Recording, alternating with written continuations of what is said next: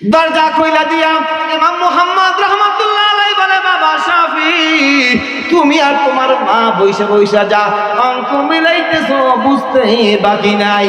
ও বাবা শাফি, তিনটা আমলের জন্য তোমার কাছে তোমাদের বড় চিন্তা। এক নম্বর আমল, এতগুলা খানা কেন খাইলাম? দুইটা চিন্তা, এতগুলা খানা খাইয়া ইস্তেঞ্জা দেওয়ার পরে কেন আমি ঢিলা ব্যবহার করি নাই? তিন নম্বর প্রশ্ন, আমি কেন তাহাজ্জুদের নামাজ পড়লাম না? তিনটা চিন্তা তোমরা বিভোর হইয়া আছো।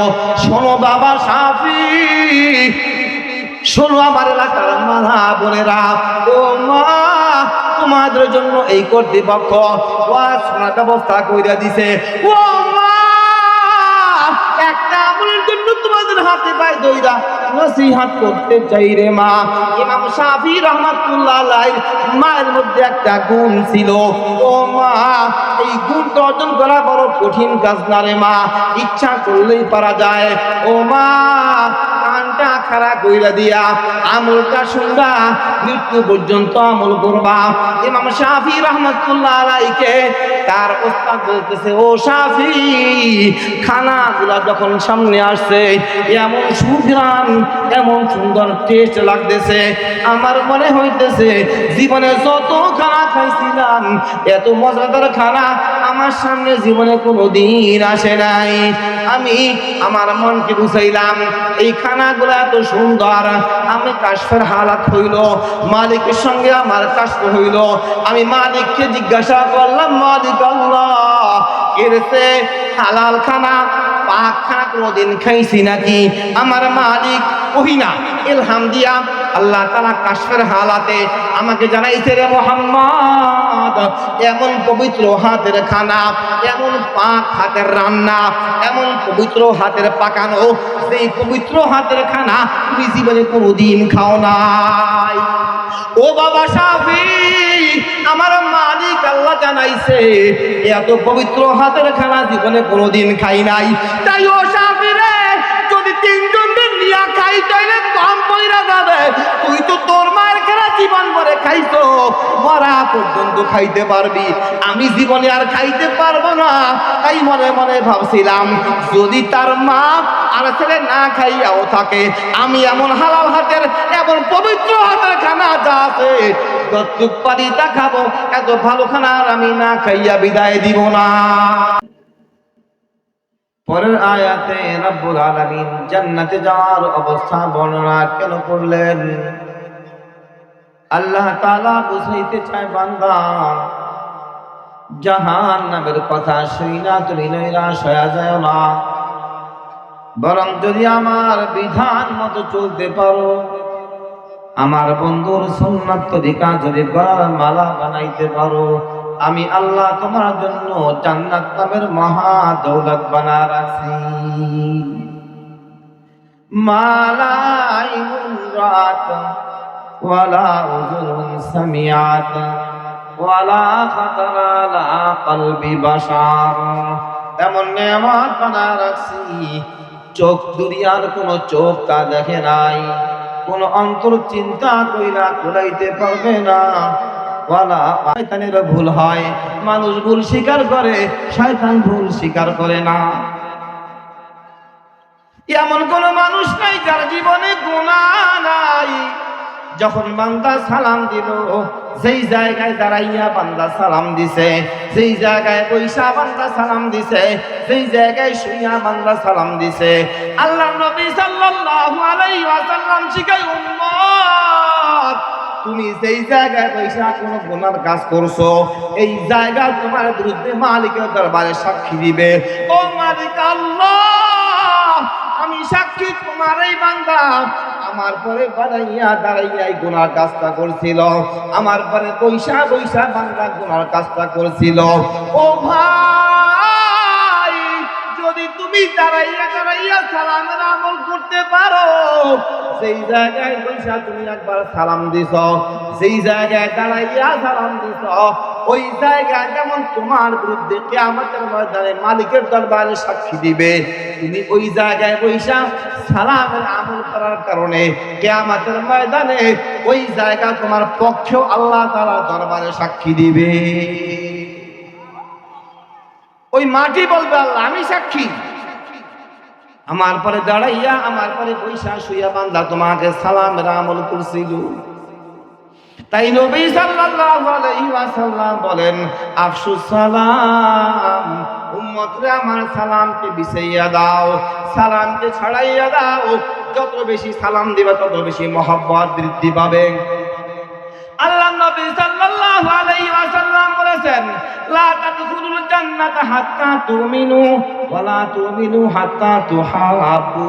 আল্লাহ নবী সাল্লাল্লাহু আলাইহি ওয়াসাল্লাম বলেন উম্মতরে আমার অতক্ষণ পর্যন্ত বান্দা জান্নাতে যাইতে পারবে না যতক্ষণ পর্যন্ত পাক্কা ঈমানদার না হইতে পারবে। পাকা ঈমানদার না হইলে জান্নাতে যাওয়া যাবে না। লা তাদখুলুল জান্নাতা হাত্তা তুমিনু, ঈমান পরিপূর্ণ না হইলে জান্নাতে যাওয়া যাবে না। ওয়ালা তুমিনু হাত্তা তাহাব্বু, আর ঈমান পরিপূর্ণ হবে না যতক্ষণ পর্যন্ত পরস্পরে মহব্বত তৈরি না হবে। বুঝেন, ঈমান পরিপূর্ণ না হওয়া পর্যন্ত জান্নাতে যাওয়া যাবে না, আর পরস্পরে মহব্বত তৈরি না হইলে ঈমানও পরিপূর্ণ হবে না। এখন পরস্পরে মহব্বত হবে কেমনে? আল্লাহ নবী বলেন আমার উম্মত, তাহলে কি আমি বলবো কি আমল করলে কি কাজ করলে পরস্পরে মহব্বত বাড়বে? সাহাবীরা বলে ইয়া রাসূলুল্লাহ, ইয়া হাবিবাল্লাহ, অবশ্যই বলেন কি আমল করলে কি কাজ করলে পরস্পরে মহব্বত বাড়বে? আল্লাহ নবী সাল্লাল্লাহু আলাইহি ওয়াসাল্লাম বলে উম্মতরে আমার আফসুস সালাম, সালামের আমল বেশি বেশি করবা। যখন সালামের আমল বেশি বেশি করবা পরস্পরে মহব্বত তৈরি হবে। পরস্পরে মহব্বত তৈরি হইলে ঈমান মজবুত হবে। ঈমান যদি মজবুত হয় জান্নাতে যাওয়া সহজ হবে। তাহলে আমরা সালাম দিব হুজুরে দেখা, মসজিদের ইমাম সাহেব, বড় কোনো আলেম, বড় কোনো মুরব্বী, অনেকদিন পরে ঢাকা থেকে আসছে, এর সালাম সবারই দেওয়া যাবে কিন্তু বৌরিটাই দেওয়া যাবে না। আর মা বাবার সালাম দেয় কেমন, একটা স্বর্ণের ব্যাপার আছে না? কোন তো যদি জিগাই কেনা কেনা বৌরি সালাম দিচ্ছেন কজন না জাগাইতে পারবে? হবে না। সবচেয়ে কিপটা তুমি যে বউরে সালাম দেয় না, এর সাথে কি বলার দুর্নীত দেয়। সালামের মানে কি? আসসালামু আলাইকুম ওয়া রাহমাতুল্লাহ, তোমার উপরে আল্লাহ তাআলার রহমত আর শান্তি বর্ষিত হোক। দুনিয়ার সবার জন্য তুমি রহমতের দোয়া করলা, তুমি এমন একজন কৃপণ, তোমার স্ত্রীর জন্য তুমি শান্তি চাও না, তোমার মায়ের জন্য শান্তি চাও না, বাবার জন্য শান্তি চাও না। তোমার শান্তি চাওয়ার মধ্যে ভুল আছে, তুমি সবার জন্য শান্তি চাইলা, আরেকজনের রাস্তার মধ্যে শান্তি চাও, আরেকজন মসজিদের মধ্যে শান্তি চাও, তুমি তোমার ঘরের মধ্যে শান্তির আশাবাদী না। আল্লাহ তাআলা অত বেশি টাকা নাই যে ঘরের মধ্যে শান্তি চায় না, যে বউয়ের মধ্যে শান্তি চায় না, যে বাবার মধ্যে শান্তি চায় না, মায়ের মধ্যে যে শান্তি চায় না। আল্লাহ তাআলা অত খরচ নাই, আল্লাহ তাআলা জোর করে তার মধ্যে শান্তি ঢুকা দেবে। এজন্য যদি স্ত্রীর মধ্যে শান্তি আর মহব্বত চাও, সালামের প্রচলন বেশি বেশি ঘটাও। আল্লাহ নবী সাল্লাল্লাহু আলাইহি ওয়াসাল্লাম সালামের আমলের কথা বলছেন। এজন্য ভাইরা আমার, সেই ঘরের মধ্যে স্বামী স্ত্রীর মধ্যে মিল মহব্বত আছে সেই ঘরটা জান্নাতের মতো। যেই ঘরের মধ্যে স্বামী স্ত্রীর মধ্যে মিল মহব্বত নাই সেই ঘরটা জাহান্নামের মতো। সকালবেলা বাজার করা নিয়ে লাগছে ঝগড়া, লাগে না? কত সময় ঝগড়া লাগলে বেশি খারাপ না, ঝগড়া লাগলে মহব্বত বাড়ে, ঝগড়ার পরে মহব্বত বাড়ে। কিন্তু আবার এমন ঝগড়া না, আনতে বেশি পাঙ্গাস মাছ, আনছো রুই মাছ, লাগছে ঝগড়া, একসাথে বউর বোর মা বাপ গোষ্ঠী ছুটতে দইরা 14 তালাক দিয়ে দিছে। 2 তালাক, তোর মা তালাক, তোর বাপ তালাক, তোর 14 গোষ্ঠী তালাক। যখন খাওয়ার সময় হয়েছে হুজুরের কাছে আসে, হুজুর রাগের মাথায় কইছিলাম এতে কি কোনো সমস্যা আছে? না, মাথা ঠিক করে তালাক দিলা। বিয়ে করার সময় যেমন মুখের কথা বললেই বিবাহ হয়ে যায়, তালাকের সময় কে শিখাইলো মুখে বলে তালাক হয় না? বিবাহ হওয়ার সময় যেমন মুখের কথায় হয়, তালাক দেওয়ার সময় মুখের কথায় তালাক হয়ে যায়। এজন্য বন্ধুরে আমার, যদি বউয়ের মধ্যে শান্তি না থাকে, ঘরের মধ্যে শান্তি নাই, জাহান্নামের টুকরা হয়ে যাবে। যদি ঘরের মধ্যে শান্তি চাও, যখন স্ত্রীর কাছে ফোনটা দাও, স্ত্রীর কাছে ফোন দিয়া হ্যালো না বইলা সালামের অভ্যাস করো। হ্যাঁ, সবাই জানে প্রধান বক্তা আইছে, আপনারা বোঝেন না? প্রধান বক্তা আমরা কিছু সময় আগেই আসছে ইনশাআল্লাহ। আর হের পরে প্রধান বক্তা আরো একজন আছে, প্রধান বক্তার পরে প্রধান আকর্ষণ আছে ইনশাআল্লাহ। তবে যদি কর্তৃপক্ষ সিদ্ধান্ত নেয় যে দ্বিতীয় বক্তার পরেই তারপর বিলি হয়ে যাবে, এরকম সিদ্ধান্ত যদি কর্তৃপক্ষ নিয়ে বসে, যারা মনে মনে ভাবতে আছেন দোয়ার আগে আগে যাবো না, সেটা আবার মিসও করতে পারে। তো কর্তৃপক্ষ কি করবে জানা তো নাই, এইটা তো নিয়ম হয়ে গেছে সবাই শেষে তাবারক দেওয়া। যদি মাঝে মধ্যে আগেও দিত, এসার পরে যদি দিত, তা আমি শ্রোতা কিছু বেশি পাইতাম। আবার যদি হইতো না, প্রধান বক্তব্যটার আগে আগে আবার দিলে হয়ে যাবে, তাহলে আবার কিছু শেষ দিক দিয়ে কিছু আইত, সিস্টেম হয়ে গেছে শেষে। এই হিসাবে যদি আগে নিয়ম পাল্টে বসে, তাহলে কেউ আবার বঞ্চিত হয়ে যেতে পারে। এই জন্য তাড়াতাড়ি আসেন ইনশাআল্লাহ। আল্লাহ রাব্বুল আলামিন মাহফিলকে কবুল করে সবাই বলি আমিন। বলছিলাম আল্লাহর নবী সাল্লাল্লাহু আলাইহি ওয়াসাল্লাম বলেছেন, আফসুস সালাম। মনের মধ্যে বড় আশা, যদি নবীজির গায়ের জামা আমার শরীরের মধ্যে পরাইয়া দেওয়া হয়, ওই জামা দিয়া যদি আমার কাফনের কাপড় দেওয়া হয়, নবীর গায়ের জামা যেই শরীরে আছে ওই জামার মধ্যে জাহান্নামের আগুন লাগতে পারবে না।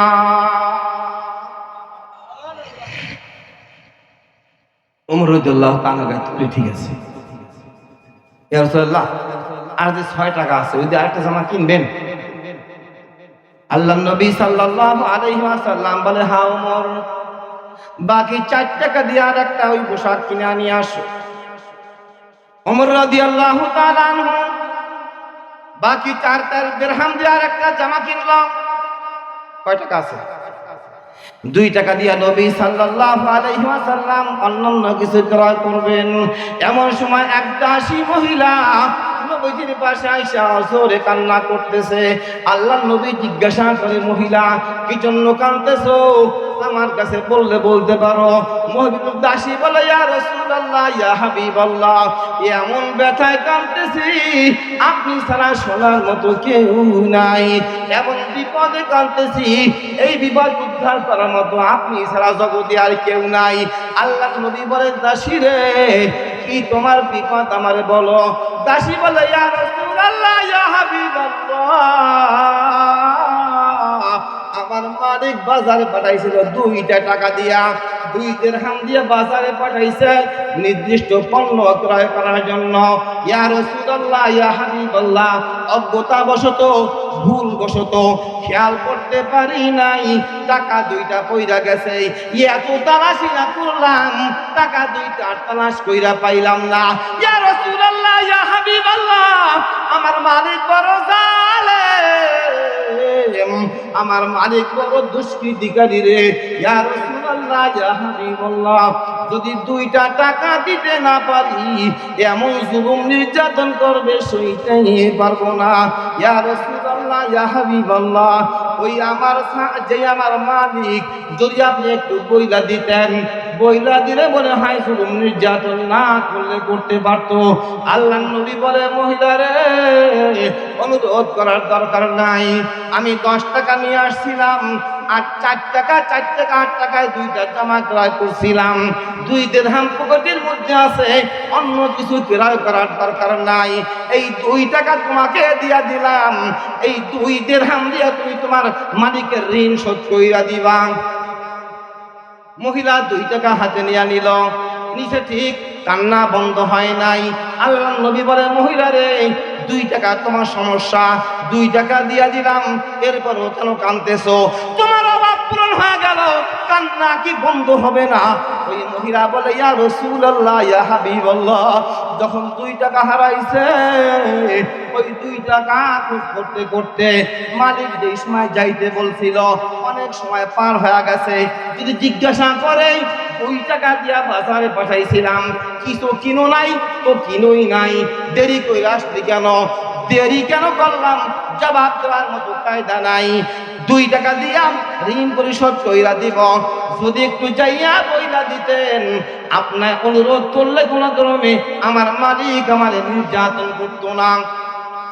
রাহমাতুল লিল আলামিন জনাব মুহাম্মদুর রাসূলুল্লাহ সাল্লাল্লাহু আলাইহি ওয়াসাল্লাম ওই সাহাবী ওই মুহতাসী মহিলাকে রক্ষা করার জন্য এই মালিকের বাড়ির পর্যন্ত যায়।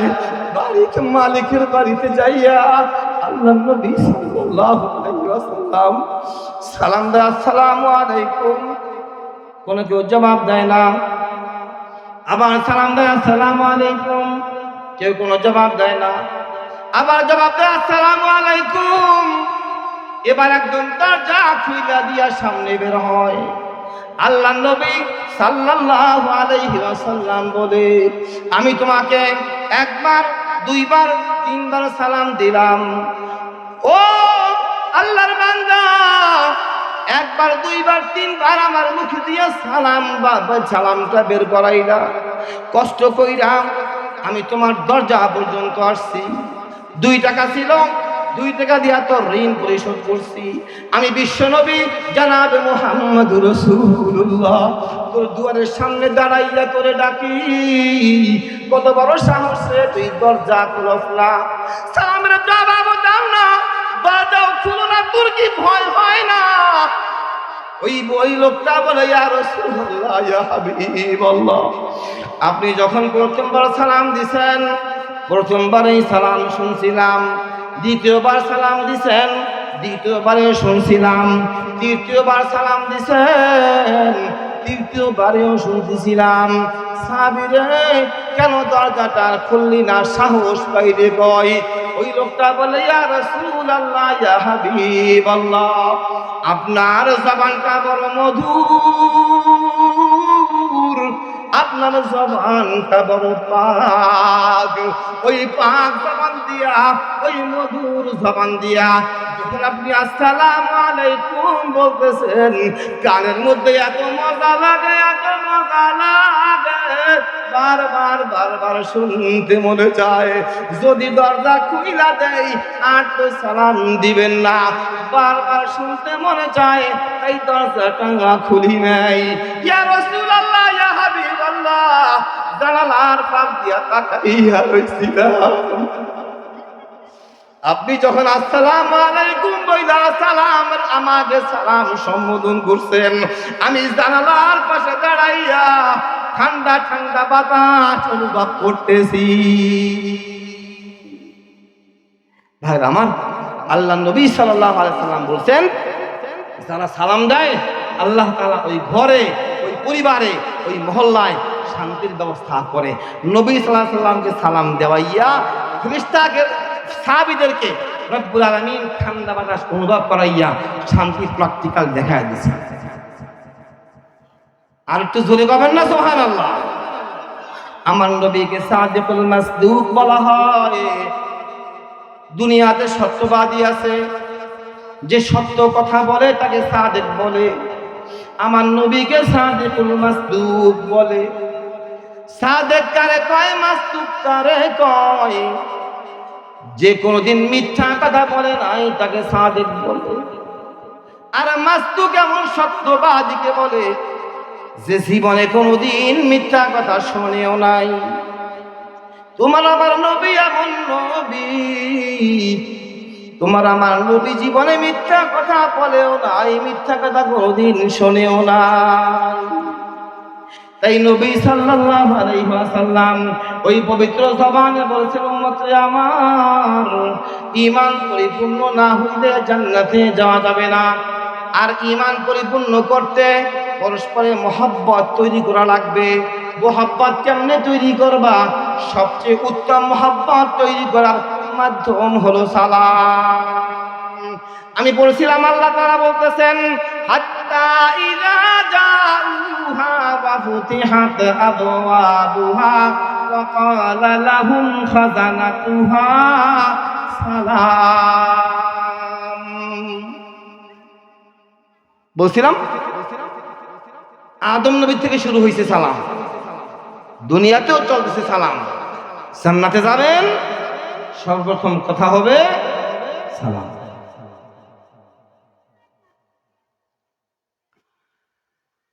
আল্লাহ নবী সাল্লাল্লাহু আলাইহি ওয়াসাল্লাম, আমি যে হাদিস শরীফ পাঠ করছিলাম, 6টা হক মুমিন মুসলমানদের, এই আয়াত প্রসঙ্গে নবী সাল্লাল্লাহু আলাইহি ওয়াসাল্লামের হাদিস। নবী সাল্লাল্লাহু আলাইহি ওয়াসাল্লাম বলেন, এক মুসলমান আর এক মুসলমানের কাছে 6টা জিনিস পায়। এই 6টা হাতে গুইনা মুখস্থ করাবো ইনশাআল্লাহ। 6টা বিস্তারিত সালাম কইতে লাগছে এত সময়, আর 5টা করিতে প্রথম বক্তব্য করতে পারবে। এই জন্য সংক্ষেপে করে যাব। আল্লাহ রাব্বুল আলামিন মুখস্থ করার তৌফিক দান করুন। রাসূলুল্লাহ সাল্লাল্লাহু আলাইহি ওয়াসাল্লাম বলেন, হাক্কুল মুসলিমি আলাল মুসলিমি সিত্তু খিসাল। এক মুসলমান আর এক মুসলমানের কাছে 6টা জিনিস পায়। কয়টা? 1 নম্বর, ইযা লাকিয়াহু ফাসাল্লিম আলাইহি। উম্মতরে যখন কোন মুসলমানের সঙ্গে সাক্ষাৎ হবে, মুসলমান তোমার কাছে একটা সালাম পায়, সালাম দিতে ওযু লাগে না, সালামের উত্তর দিতে ওযু লাগে না। বুখারী শরীফ প্রমাণ করে, আল্লাহর নবী সাল্লাল্লাহু আলাইহি ওয়াসাল্লামকে সাহাবীরা সালাম দেয়, আল্লাহর নবী সাল্লাল্লাহু আলাইহি ওয়াসাল্লাম সালামের জবাব দেয় না। সাহাবী বলে, ইয়া রাসূলুল্লাহ, ইয়া হাবিবাল্লাহ, আপনাকে যখন আগে সালাম দিতাম, সালাম দিলেই আপনি সালামের উত্তর দিতেন। কি বেয়াদবি করলাম, কি অন্যায় করলাম গো, এখন সালাম দেই কিন্তু সালামের জবাব দেন না। আল্লাহর নবী সাল্লাল্লাহু আলাইহি ওয়াসাল্লাম বলে, উম্মতরে আমার, আমি সালাম দেই, সালামের উত্তর দেই, কিন্তু আমার ওযু ছিল না, তাই সালামের উত্তর দেই নাই। এই হাদিস দ্বারা বোঝা যায় সালাম দিতে, উত্তর দিতে ওযু লাগে না। না না, আল্লাহ নবী সাল্লাল্লাহু আলাইহি ওয়াসাল্লাম শিখায়, উম্মত রে, যদি তুমি ওযু অবস্থায় থাকো তোমার জন্য ভিন্ন নেকি হবে। সালামের উত্তর দিতে ওযু লাগে না, অথবা ওযু লাগতো তো নবীজির জন্য লাগতো। তোমার আমার ঈমান নবীজির মতো পাকা না, তোমার আমার ঈমান নবীজির মতো পরিপূর্ণ না। এই জন্য উম্মতের জন্য রব্বুল আলামিন সালামের জবাব দিতে ওযুর কোনো শর্ত দিয়া দেন নাই। যখন বান্দা সালাম দিবেন, আল্লাহ নবী সাল্লাল্লাহু আলাইহি ওয়াসাল্লাম বলেছেন, বান্দা যখন সালাম দেয়, আল্লাহর রাসূল সাল্লাল্লাহু আলাইহি ওয়াসাল্লাম বলেছেন, তাদখুলুল জান্নাতা বিসালাম, নিরাপত্তার সঙ্গে জান্নাতের মধ্যে ঢুইকা যাইবা। হযরত ওসমান গনি রাদিয়াল্লাহু তাআলা আনহু এর অভ্যাস ছিল, এর আগে কেউ সালাম দিতে পারত না।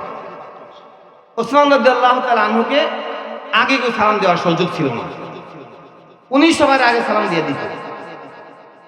একদিন ওমর রাদিয়াল্লাহু তাআলা আনহু পাশ দিয়ে হাইটে যায়, ওসমান রাদিয়াল্লাহু তাআলা আনহু তাকে সালাম দেয় না। হযরত ওমরের মুখটা মলিন হয়ে যায়। আল্লাহর নবীর কাছে গিয়া বলে, ইয়া রাসূলুল্লাহ, ইয়া হাবিবাল্লাহ, ওসমান এমন একজন সাহাবী, ওসমানের আগে কোন সময় সালাম দেওয়া যায় না। ইয়া রাসূলুল্লাহ, আমি ওমর ওসমানের পাশে দিয়া যাই, ওসমান আমাকে দেখে কিন্তু সালাম দেয় না। আমি ডান পাশ থেকে ঘুইরা বাম পাশে যাই, ওসমান আমাকে দেখে কিন্তু সালাম দেয় না। ইয়া রাসূলুল্লাহ, ইয়া হাবিবাল্লাহ, যেই ওসমান সব সময় সালাম দেয়, আমি কি অন্যায় করলাম? আমি তো বড় ভাই, অন্যায় হইলেও বলতেও পারতো। কি জন্য ওসমান সালাম দেওয়া বন্ধ কইরা দিল আমি বুঝতে পারি না। আল্লাহর নবী সাল্লাল্লাহু আলাইহি ওয়াসাল্লাম ওসমান রাদিয়াল্লাহু তাআলা আনহুকে ডাক দেয়, ওসমান রে, বড় ভাই ভুল করলে তা প্রকাশ করা যায় না। ওসমান, ওমরের পরে কেন রাগ করলা? কেন ওমরকে সালাম দাও নাই? ওমর রাদিয়াল্লাহু তাআলা আনহুর কথায় ওসমান রাদিয়াল্লাহু তাআলা আনহু বলে, ইয়া রাসূলুল্লাহ, ইয়া হাবিবাল্লাহ, না না না, ওমরের পরে কোনো রাগ করি নাই। তবে শুনেন গো, কেন সালামের জবাব দেই নাই? ইয়া রাসূলুল্লাহ, ইয়া হাবিবাল্লাহ, আমি গত রাত্রে ঘুমন্ত অবস্থায় ছিলাম, স্বপ্ন দেখি সুন্দর একটা প্রসাদ কি জানি বানায়া রাখছে। জিজ্ঞাসা করি দারওয়ানের কাছে, এইটা কোন প্রসাদ রে? দারওয়ান বলে, ওসমান রাদিয়াল্লাহু তাআলা আনহুর জান্নাতের প্রসাদ। মৃত্যুর পরে ওসমান রাদিয়াল্লাহু তাআলা আনহু এই প্রসাদের মধ্যে থাকবে। কি জন্য? ওসমানকে রব্বুল আলামিন এমন প্রসাদ দান করলো। ওসমানকে কি জন্য রব্বুল আলামিন কিয়ামতের পরে মরার জন্য এমন সিংহাসন বানায় রাখলো? জান্নাতের রক্ষী আমারে জানাইলো, ওসমানের মধ্যে একটা গুণ আছে রে। ওসমান সবাইকে আগে সালাম দেয়, আগে যে সালাম দেয় সে জান্নাতের মালিক হয়। ইয়া রাসূলুল্লাহ, ইয়া হাবিবাল্লাহ, গত রাত্রে জানলাম আগে সালাম দিলে জান্নাতের মধ্যে বাড়ি তৈরি করা হয়। ইয়া রাসূলুল্লাহ, মনে মনে ভাবলাম আল্লাহ তাআলা তারে জান্নাত দেয়, তারে কোনোদিন জান্নাত থেকে বাইর করে না। আমাকে যেহেতু রব্বুল আলামিন জান্নাতের ঘরের মালিক বানাইছে, আমাকে তো আল্লাহ তাআলা এই ঘর থেকে আর কোনোদিন বের করবে না। আমি আমার বড় ভাইকে একটু জান্নাতে যাওয়ার রাস্তা কইরা দেই। আমার বড় ভাই সালাম দিবে, আমিও যেমন জান্নাতে যাব। আমার বড় ভাই ওমর আমার সঙ্গে সঙ্গে জান্নাতে যাইতে পারবে। এই জন্য আমরা বসে থাকবো। আমি চাচা, ভাতিজা সালামের জবাব দিবে, সালাম দেবে। আর ভাতিজা সালাম না দিলে ভাতিজা গার মোড় হয়ে গেছে, চাচারে মুরব্বী মানুষ সম্মানও করে না। তার মানে ভাতিজার জান্নাত দরকার, আমার মুরব্বীর দরকার নেই। আল্লাহ নবী সাল্লাল্লাহু আলাইহি ওয়াসাল্লাম সালামের বিধান দিচ্ছেন, বড় ছোটর জন্য সীমাবদ্ধ না, সিনা জানার পরে সীমাবদ্ধ না, বড় ছোটর পরে সীমাবদ্ধ না, বরং আগে যে সালাম দিবে তার জন্য জান্নাত বরাদ্দ থাকবে। বলেন আমিন। 2 নম্বর হক, ওয়াইজা দাকা ফাজিবহু। আল্লাহ নবী সাল্লাল্লাহু আলাইহি ওয়াসাল্লাম বলেন, এক মুসলমান আর এক মুসলমানের কাছে 6টা জিনিস পায়। 1 নম্বর সালাম দিবে, 2 নম্বর যদি কেউ দাওয়াত করে তাহলে দাওয়াত গ্রহণ করবে। এটা তো সুন্দর। দাওয়াত দিতে গ্রহণ না করলে কমে, দাওয়াত গ্রহণ করার জন্য নফল রোজা ভাঙা যায়। তাহলে নবী সাল্লাল্লাহু আলাইহি ওয়াসাল্লাম দাওয়াত দিলে গ্রহণ করার কথা বলছেন। ফাআজিবহু, আল্লাহর নবী বলেন দাওয়াত দিলে দাওয়াত গ্রহণ করা ওয়াজিব। এ সুর দিয়ে কওয়া যাবে না, একটু বুঝেন। দাওয়াত দেওয়া 2 রকমের হয়। একটা হইল কোন একটা বোঝা আমি উঠাইতে পারতেছি না, আমি আরেকজনকে ডাক দিলাম, ভাই আমার বোঝাটা উঠাই দেন, এই একটা দাওয়াত দিলাম। যদি কোনো ভাই বিপদে পইরা বিপদ উদ্ধার করার জন্য আর একজন ভাইকে ডাক দেয়, এই বিপদ উদ্ধার করার জন্য সমর্থ থাকা অনুযায়ী সেই ভাইয়ের আগায় আসা ওয়াজিব। 1 নম্বর দাওয়াত। সব জায়গায় খাইতে চাওয়া যাবে না। যদি কোনো মুসলমান ভাই সাহায্যের জন্য ডাক দেয়, ওই সাহায্য করার জন্য আগায় আসা ওয়াজিব, যদি আগায় আসার মতো শক্তি সামর্থ্য থাকে। 2 নম্বর, যদি কোনো মুসলমানকে খানার জন্য দাওয়াত দেয়, এই দাওয়াত গ্রহণ করা ওয়াজিব না, দাওয়াত গ্রহণ করা সুন্নাত। কোন সময় দাওয়াত গ্রহণ করা সুন্নাত আগে বোঝা লাগবে। যেই ভাই আমার দাওয়াত দিল, এই ভাইয়ের আয়টা হালাল পর্যায়ে কিনা। যদি ভাইয়ের আয় হালাল পর্যায়ে হয়, হালাল আয়ওয়ালা মুসলমানের দাওয়াত গ্রহণ করা সুন্নাত। যেই ভাইয়ের আয়ের মধ্যে ভেজাল আছে, যেই ভাইয়ের আয়ের মধ্যে হালাল হারামের গন্ধ আছে, এই ভাইয়ের দাওয়াত গ্রহণ করা সুন্নাত না। এখন কর্মের করবেন না, আপনার ব্যাপার জায়েজ। যার আয়ের মধ্যে হালাল হারাম মিশানো আছে, এর দাওয়াত গ্রহণ করা ওয়াজিব না, সুন্নত না, জায়েজ। করলে করা যায়, না করলেও সমস্যা নাই। পাইকারের সব দাওয়াত পাইলেই কবুল করা যাবে না। আগে বোঝা লাগবে তার আয়ের অবস্থা কিরকম। আয় যদি হালাল হয় তাহলে তার দাওয়াত গ্রহণ করা সুন্নাত। যদি আয় হালাল না হয়, মিশ্রিত থাকে, ভালো মন্দ মিশানো আছে, এই সময় তার দাওয়াত গ্রহণ করা জায়েজ। করলে করা যায়, না করলে কোনো সমস্যা নাই। হযরত ইমাম শাফি রাহমাতুল্লাহ আলাইহি, ইমাম মুহাম্মদ রাহমাতুল্লাহ আলাইহি ওস্তাদ, ইমাম শাফি রাহমাতুল্লাহ আলাইহি ছাত্র, ইমাম শাফি রাহমাতুল্লাহ আলাইহির বাবা দুনিয়াতে বাইচা নাই। ইমাম শাফি রাহমাতুল্লাহ আলাইহি তার মায়ের কাছে গিয়া বলে, ও মা, কত ছাত্র ভাইরা আমাদের ওস্তাদের বাড়িতে দাওয়াত দেয়, কত ছাত্র ভাইয়ের বাবা আমার ওস্তাদের সঙ্গে দেখা করার জন্য যায়, আমার দুনিয়াতে বাবাও নাই, নিয়ে যাওয়ার মতো কেউ নাই। ওমা, যদি অনুমতি দিতেন গো, আমি আমার ওস্তাদকে বাড়িতে দাওয়াত করে নিয়ে আসতাম। হযরত ইমাম মুহাম্মদ রাহমাতুল্লাহ আলাইহিকে ইমাম শাফি রাহমাতুল্লাহ আলাইহি দাওয়াত করলো। ইমাম মুহাম্মদ রাহমাতুল্লাহ আলাইহি ওস্তাদ হইয়া ছাত্রের দাওয়াত গ্রহণ করলেন। ইমাম মুহাম্মদ রাহমাতুল্লাহ আলাইহি ইমাম শাফি রাহমাতুল্লাহ আলাইহির বাড়িতে আসছে। ইমাম শাফি রাহমাতুল্লাহ আলাইহির ঘরের মধ্যে তিনজন মানুষ, ইমাম শাফির মা আর তার উস্তাদ ইমাম মুহাম্মদ রাহমাতুল্লাহ আলাইহি। শাকাউতু ইলা ওয়াকিইন সুআ হিফজি ফাআউসানি ইলা তারকিল মাসি। শাকাউতু ইলা ওয়াকিইন সুআ হিফজি ফাআউসানি ইলা তারকিল মাসি। ফাইন্নানা মানুরুম মিন ইলাহি ওয়া নূরুল্লাহ লা ইউতা লিআসি ওয়া নূরুল্লাহ লা ইউতা লিআসি। ইমাম শাফি রাহমাতুল্লাহ আলাইহির ঘরের মধ্যে মানুষ মাত্র তিনজন। ইমাম শাফির মা তিনজন লোকের খানা পাকাইছে। ইমাম শাফি রাহমাতুল্লাহ আলাইহি খানা আনতেছে। ইমাম মুহাম্মদ রাহমাতুল্লাহ আলাইহির রুমের মধ্যে বসা।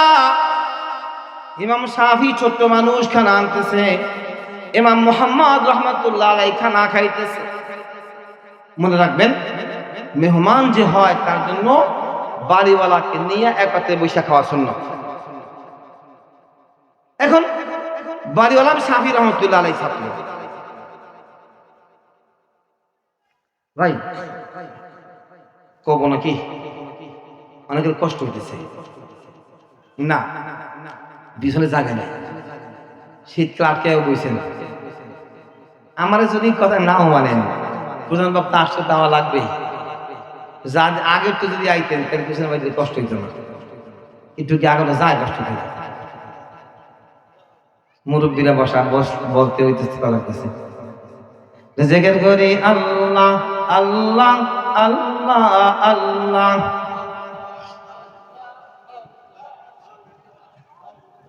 আল্লাহ আল্লাহ আল্লাহ আল্লাহ আল্লাহ আল্লাহ আল্লাহ আল্লাহ আল্লাহ আল্লাহ আল্লাহ আল্লাহ আল্লাহ আল্লাহ আল্লাহ লা ইলাহা ইল্লাল্লাহু মুহাম্মাদুর রাসূলুল্লাহ সাল্লাল্লাহু আলাইহি ওয়াসাল্লাম। বলছিলাম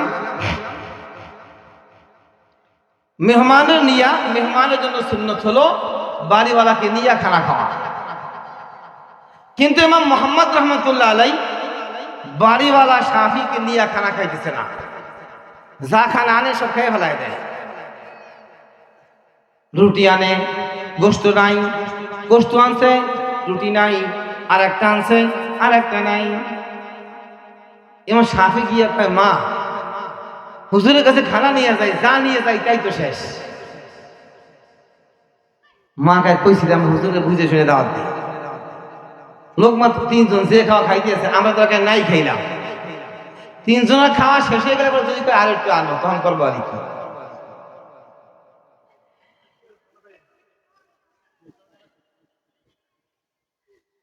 ইমাম শাফি রহমাতুল্লাহ আলাই ইমাম মুহাম্মদ রহমাতুল্লাহ আলাইকে বলে, ইমাম শাফি রহমাতুল্লাহ আলাই তার মাকে বলে, ও মা, যেই খানা নিয়ে যায় হুজুর তা খেয়ে ফেলে দেয়। ইমাম মুহাম্মদ রহমাতুল্লাহ আলাই বলে, বাবা তোমার ঘরের মধ্যে তিনজন লোকের খানা পাক করা আছে আমি জানি, মেহমানের জন্য সুন্নাত বাড়িওয়ালাকে নিয়ে খাওয়া তাও আমি জানি। ও বাবা শাফি, তোমারকে নিয়ে খাওয়ার জন্য বসি নাই, আর যে খানা আছে এই খানাও খাই নাই, কিছু কারণ আছে। ইমাম শাফি রহমাতুল্লাহ আলাইহি তিনজনের খানা নিয়ে আসছে, সব খানা শেষ। ইমাম মুহাম্মদ রহমাতুল্লাহ আলাইহি বুঝতেছেন ঘরের মধ্যে আর খানা রান্না করা নাই। এবার শাহ মুহাম্মদ রহমাতুল্লাহ আলাইহি হাত ধুইয়া উঠে গেছেন, রাত্রেবেলা ঘুমাইছেন। ইমাম মুহাম্মদ রহমাতুল্লাহ আলাইহি যেই ঘরে ঘুমাইছে, ইমাম শাফি রহমাতুল্লাহ আলাইহির মা ওই ঘরের দরজার সামনে এক বদনা পানি রেখে দিছে, আর কয়েকটা ঢিলা রেখে দিছে। এই যেগুলো তো টিস্যু পেপার রাখতো, তখন তো টিস্যু পেপারের আবিষ্কার হয় নাই, এই জন্য ঢিলা বানায় রাখছে। ইমাম শাফি রহমাতুল্লাহ আলাইহির মা চিন্তা করে, যেই খাওয়া হুজুর খাইল, রাত্রেবেলা ইস্তেঞ্জায় যাওয়া ছাড়া উপায় নাই, মোল্লা মানুষ ইস্তেঞ্জায় যাওয়ার সময় ঢিলা না পাইলে যাবে কই, এজন্য ঢিলা কয়েকটা রাইখা গেলাম। ঢিলার পরে আবার তো ওযু করা লাগবে, পানি পাবে কই? ছোট্ট মানুষ শাফিকে ডাকলে তার ঘুম ভাঙ্গা যাবে, আমি মহিলা মানুষ, আমাকে নাও ডাকতে পারে, সুতরাং বিরক্ত করার দরকার নাই। আমি তার উস্তাদ ছেলের উস্তাদের জন্য ঢিলাগুলা রেখা যাই, এক বদনা পানিও রেখা যাই। ইমাম মুহাম্মদ রহমাতুল্লাহ আলাইহির জন্য ইমাম শাফির মা ঢিলা কয়টা রেখা গেল, এক বদনা পানি রেখা গেল। ইমাম শাফির মা চিন্তা করে, তাহাজ্জুদের নামাজের সময় ইমাম মুহাম্মদ রহমাতুল্লাহ আলাইহির এক বদনা পানি শেষ হইয়া যাবে, যখন ফজরের নামাজ পড়বে আর এক বদনা পানি লাগবে। ফজরের নামাজের সময় পরিষ্কার আলো ফর্সা হয়ে যায় না, অন্ধকার অন্ধকার ভাব থাকবে। আমি অন্ধকার থাকতে আর এক বদনা পানি আইনা হুজুরের জন্য রাইখা যাব। ইমাম শাফি রহমাতুল্লাহ আলাইহির মা তাহাজ্জুদের সময় শেষ হইল, ফজরের সময়ের মধ্যে যাইয়া আর এক বদনা পানি আইনা হুজুরের জন্য দিবে। গিয়ে দেখে ঢিলাও জায়গা মতো ঠিক আছে, পানি বদলার জায়গা মতো ঠিক আছে। ইমাম শাফির মা চিন্তা করে, খাইছে কোন হুজুরে দাঁত করে খাওয়াইয়া? এই হুজুর ঢিলা ব্যবহার করে না, আর এই হুজুর তাহাজ্জুদ নামাজও পড়লো না। যেই হুজুর তাহাজ্জুদও পড়ে না, ঢিলা ব্যবহার করে না, এরে খাওয়াই লাভ হইল কি? ইমাম শাফি রহমাতুল্লাহ আলাইহি মা বলে ব্যথা নিয়ে চলে গেল।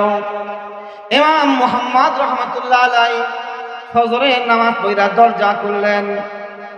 ভিতরে যে আওয়াজ হয় বুঝা যায় না কি কইতে চাইতেছে, ভাবে তো বুঝা যায়।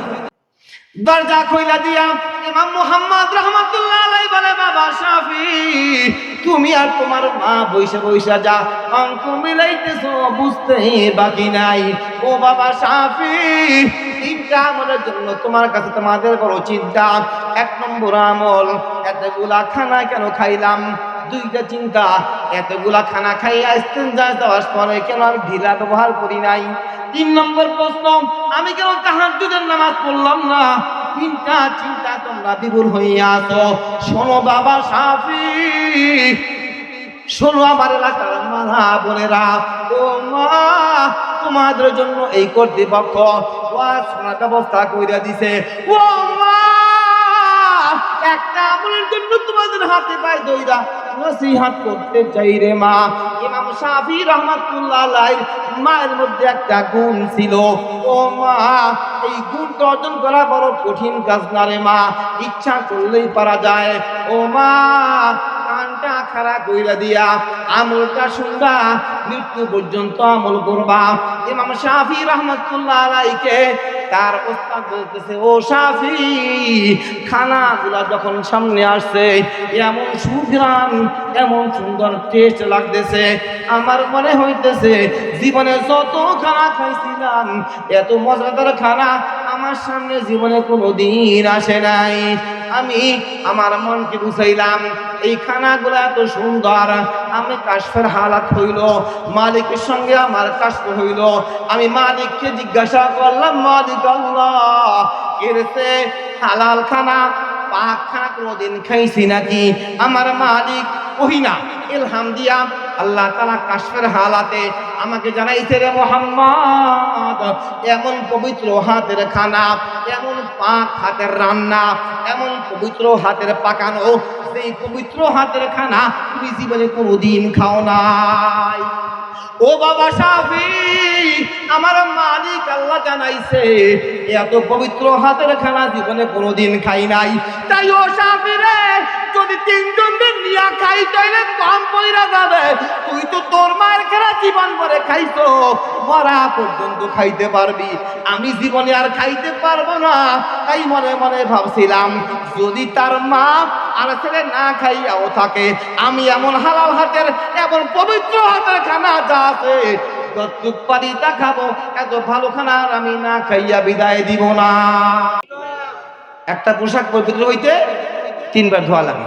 একবার ভিজাইলেন, সুন্দর করে সাবান দিলেন, 2 বাজারে যত দামি সাবান আছে ওই দামি সাবান দিয়া পোশাকটা ধৌত করছেন। ও ভাই, সুন্দর পারফিউমের ঘ্রাণ আসতেছে। তোমার এই পোশাকটা, তোমার এই কাপড়টা পরিষ্কার হইছে, পবিত্র হয় নাই। যদি পবিত্র করতে হয় 3 বার একে ধৌত না করা পর্যন্ত পবিত্র হবে না। ইমাম শাফির মাসলামতে 7 বার না ধুইলে পরিষ্কার হবে না। বুঝাইতে চাই বন্ধুরে আমার, পরিষ্কার আর পবিত্র এক জিনিস না। ও মা, তুমি তো পবিত্র, পরিষ্কার হইবা। পবিত্র হওয়ার পরে আবার আল্লাহ ওরা আলহামদুলিল্লাহ শুনি না, পাশে যে থাকবে সেই আরহামুকাল্লাহ বলবে।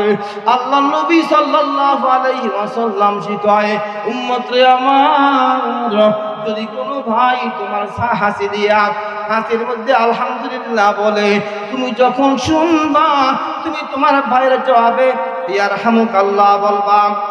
5 নম্বর, ওয়া ইযা মারিজা ফাউদুহু। আল্লাহ নবী সাল্লাল্লাহু আলাইহি ওয়াসাল্লাম কয়, যদি কেউ অসুস্থ হয়, অসুস্থ বান্দাকে দেখার জন্য যাইবা। নবী সাল্লাল্লাহু আলাইহি ওয়াসাল্লাম বলেছেন, যদি কোনো বান্দা অসুস্থ হয় আর অসুস্থ বান্দাকে যদি কেউ দেখতে যায়, সকালবেলা যদি দেখতে যায়, সন্ধ্যা পর্যন্ত ওই বান্দা আল্লাহ তাআলার রহমতের চাদরের মধ্যে ঢাকা অবস্থায় থাকে। আবার যেই বান্দা সন্ধ্যার সময় কাউরে দেখতে যায়, সকাল পর্যন্ত আল্লাহ তাআলার রহমতের চাদরে বেষ্টন করা থাকে। আল্লাহ নবী বলে, উম্মত রে আমার, তোমার সুস্থতা যেমন নেয়ামত, অসুস্থ হওয়া তেমন নেয়ামত। আল্লাহ নবী বলেন, যদি জ্বর হয়, জ্বর হইলে জ্বরে গালি দিবা না। জ্বরের কোনো সাধ্য নাই তোমাকে দুর্বল আর সবল বানাইতে পারে। বরং উম্মত রে, যদি জ্বর হয়, আল্লাহ তাআলা জ্বরের কারণে তোমার গুনাহ আমলনামা থেকে মাফ করে। এমন কোন জ্বর নাই যেই জ্বরে গুনাহ মাফ হয় না। আবার যখন বান্দা অসুস্থ হয়, সুস্থ অবস্থায় যে ইবাদত বন্দেগী করে, অসুস্থ হইলে ওই পরিমাণে ইবাদত বন্দেগী করতে পারে না। নবীজি বলেন, অসুস্থ হইলে যে ইবাদতটুকু তার কইমা গেছে। মনে করেন সুস্থ অবস্থায় সে 20 রাকাত নফল নামাজ পড়ত, অসুস্থ হয়েছে পরে নফল নামাজ তার পড়তে পারতেছে না। আল্লাহ নবী সাল্লাল্লাহু আলাইহি ওয়াসাল্লাম বলেন, সুস্থ অবস্থায় এই বান্দা যেমন 20 রাকাত নফল নামাজ পড়তো, যেই কয়দিন বান্দা বিছানার মধ্যে থাকবে, অসুস্থর কারণে নফল নামাজ পড়তে পারবে না, আমি আল্লাহ তাআলা আমল নামায় 20 রাকাতের সওয়াব এমনি এমনি দান করতে থাকবো। সময় শেষ হয়ে গেছে। এক সাহাবীর জ্বর আইছে, এক সাহাবীর জ্বর আসছে। আব্দুল্লাহ ইবনে মাসউদ রাদিয়াল্লাহু তাআলা আনহু, প্রসিদ্ধ সাহাবী, জলিল কদর সাহাবী, সাহাবীর জ্বর আসছে। অন্য সাহাবীরা দেখতে গেছে, আব্দুল্লাহ ইবনে মাসউদ কাঁদতেছে। অন্য সাহাবীরা কয়, আরে এত একজন বড় সাহাবী, জ্বর হইলে কান্দা লাগে, জ্বর হয়েছে দিয়ে কান্দে। আরেকজন কাছে কান্দে কি লইয়া, জ্বর হইলে কান্দা লাগে। আব্দুল্লাহ ইবনে মাসউদ রাদিয়াল্লাহু তাআলা আনহু বলে, ভাই রে, না না না, জ্বর হইছে তাই কান্দি না, ওরে জ্বর আইলি তো যুবক বয়সে আইলি না। কি জন্য কি জন্য কি জন্য কি জন্য? আব্দুল্লাহ ইবনে মাসউদ রাদিয়াল্লাহু তাআলা আনহু বলে, ভাইরা আমার, আল্লাহর নবী সাল্লাল্লাহু আলাইহি ওয়াসাল্লাম বলেছেন, সুস্থ অবস্থায় বান্দা যে ইবাদত বندگی করে, অসুস্থ অবস্থায় আল্লাহ তাআলা সেই সওয়াব তাকে দিতেই থাকে। ও সাহাবী ভাইরা আমার, আমার জ্বর আসছে, বৃদ্ধ হইয়া গেলাম, এখন বেশি ইবাদত বندگی করতে পারি না। যৌবনকালে যদি জ্বর আসতো, যৌবনকালে কত ইবাদত বندگی করতাম, ওই ইবাদত বندگی সমান সমান সওয়াব আমি বোনাস পাইতেই তারে থাকতাম। কথাটা বুঝাইতে পারছি কিনা? সাহাবী কয়, যুবক বয়সে ইবাদত বندگی করতাম বেশি, ওই সময় জ্বর আসলে বোনাস সওয়াব অনেক পেয়ে যাইতাম। বুড়ো হয়ে গেছি তো, এখন ইবাদত করতে পারি কম, এখন এই ধারাবাহিকতা যদি সওয়াব দেয় তত কম হয়ে যাবে। আমরা তো মাথা ঝুলান, আমি চিন্তা করতে আছি, আমরা যারা আমলের যা অবস্থা, বুড়ো বয়সে ইবাদত বেশি না যুবক বয়সে ইবাদত বেশি? আব্দুল্লাহ ইবনে মাসউদ কয়, ও জ্বর আইলি তো আইলি, যুবন বয়সে আইলি না। তোমার আবার যৌবন বয়সে যদি আইতো, চেঁচা থাকার উপায় থাকতো না। যত বেশি বুড়া হয় তত বেশি মসজিদমুখী হয়। আল্লাহ নবী সাল্লাল্লাহু আলাইহি ওয়াসাল্লাম কয়, উম্মত রে আমার, শাবুন নাশা ফি ইবাদাতিল্লাহ, ওই যুবক মালিকের ছায়ার মধ্যে বেশুন করা থাকবে, সেই যুবকটা যৌবনকাল কাটায় ইবাদতের মধ্যে। 6 নম্বর, আল্লাহ নবী বলেন, ওয়া ইযা মাতা, যখন বান্দা মারা যাবে, মারা যাওয়ার পরে তারা জানাজার নামাজে অংশগ্রহণ করবা।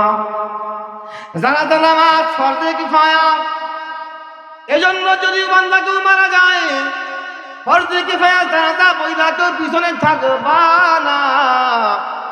যদি তুমি আমি চিন্তা করি, ফরজে কিফায়া জানাজার নামাজ আমি না গেলে হয়, তুমি আমি যেমন ফাঁকি দিলাম, তুমি আমি যখন মইরা যাব, ওই সময় যারা জিন্দা থাকবে আল্লাহ তাআলা ওদের মনের মধ্যে জাগাইয়া দিবে, ও চিন্তা করতো না গেলেও তো হয়, তুই তো যাস না। আর যদি তুমি আমি যাই, কষ্ট স্বীকার কইরা যদি যাই, ওই সময় যারা জিন্দা থাকবে আল্লাহ তাআলা ওদের মনের মধ্যে